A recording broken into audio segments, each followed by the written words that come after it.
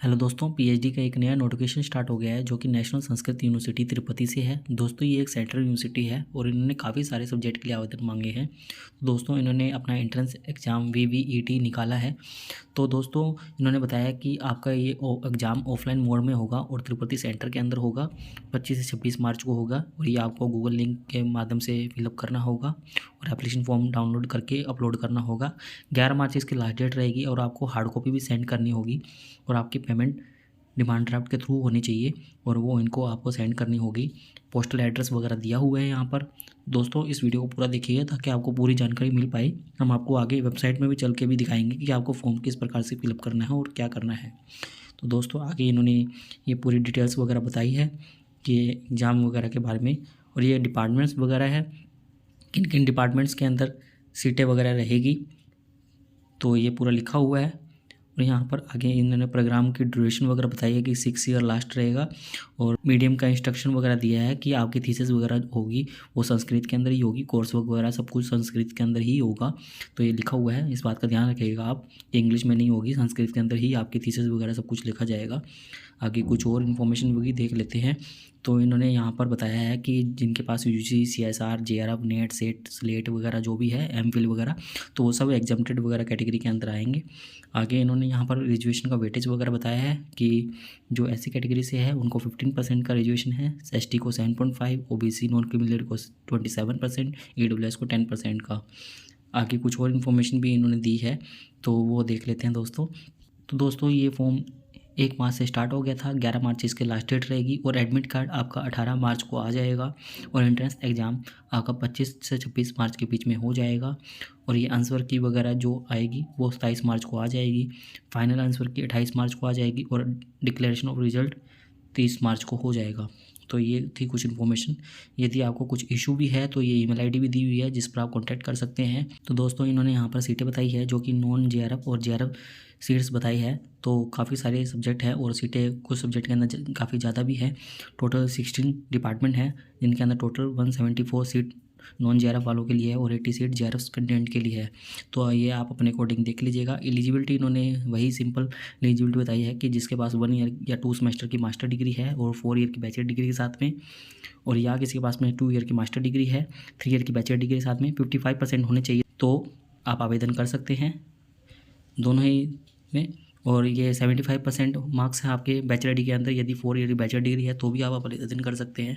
और यहाँ पर इन्होंने बताया कि MPhil, JRF, net, slate, set वगैरह है या फेलोशिप वगैरह है तो वो एग्जाम्प्टेड रहेंगे। तो यहाँ पर एग्जामेशन के बारे में बताया हुआ है। रिलैक्सेशन बताया है कि SC, ST, OBC non criminal और EWS वालों को 5% का रिलैक्सेशन मिलेगा और मोड ऑफ एग्जामिनेशन ऑफलाइन ही रहेगा। और यहाँ पर प्रोसेस वगैरह बताई हुई है, लिंक दिया हुआ है जहाँ से आप आवेदन कर सकते हैं। बाकी लिंक आपको डिस्क्रिप्शन के अंदर मिल जाएगा। हमारी वेबसाइट के ऊपर सभी लिंक्स आपको मिलेंगे। हम आपको दिखा भी देंगे किस प्रकार से आपको फॉर्म फिलअप करना है। ये हार्ड कॉपी लिखा हुआ है कि ओरिजिनल एप्लीकेशन जो आपने फिलअप किया है वो अपलोड भी करना और इनको सेंड भी करना है डिमांड ड्राफ्ट के साथ में। और ये फ़ीस इन्होंने बताई है कि जनरल, OBC, अदर कैटेगरी वालों के लिए 1500 रुपये फ़ीस रहेगी, SC, ST, PWD कैंडिडेट के लिए 1200 रुपये फ़ीस रहेगी और ये आपको डिमांड ड्राफ्ट के थ्रू पेमेंट करनी है। और किसके फेवर में बनाना है तो ये लिखा हुआ है registrar national Sanskrit university Tirupati.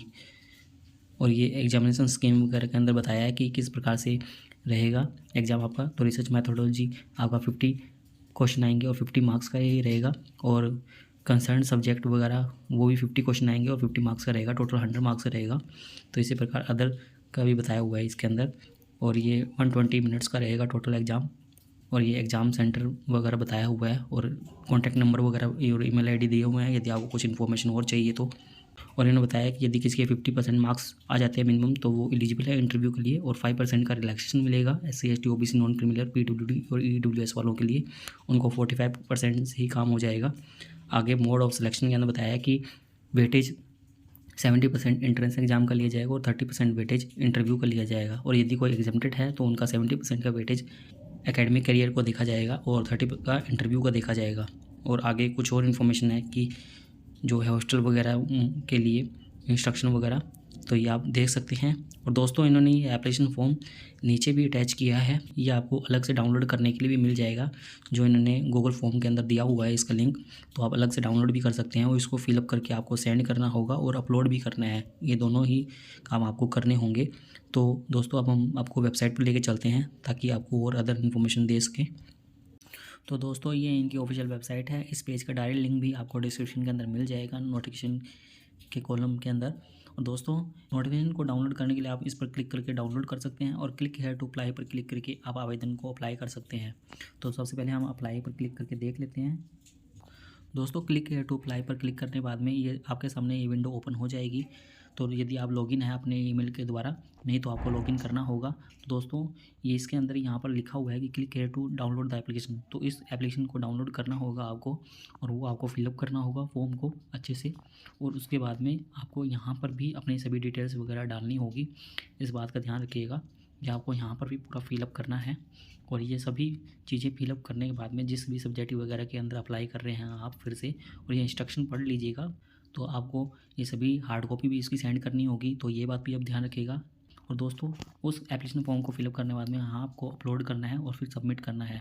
तो इस प्रकार से आपका फॉर्म सबमिट हो जाएगा और जो आपने एप्लीकेशन फॉर्म फिलअप किया है वो यहाँ पर अपलोड करने के बाद में वो इसको पते पर सेंड कर देना है। दोस्तों उम्मीद करते हैं आपको हमारे द्वारा दी गई जानकारी अच्छी लगी होगी। यदि आपको हमारे द्वारा दी गई जानकारी अच्छी लगी हो तो आप हमारे चैनल को सब्सक्राइब कर सकते हैं और आप हमसे टेलीग्राम पर भी जुड़ सकते हैं ऐसे ही PhD से रिलेटेड नए अपडेट के लिए।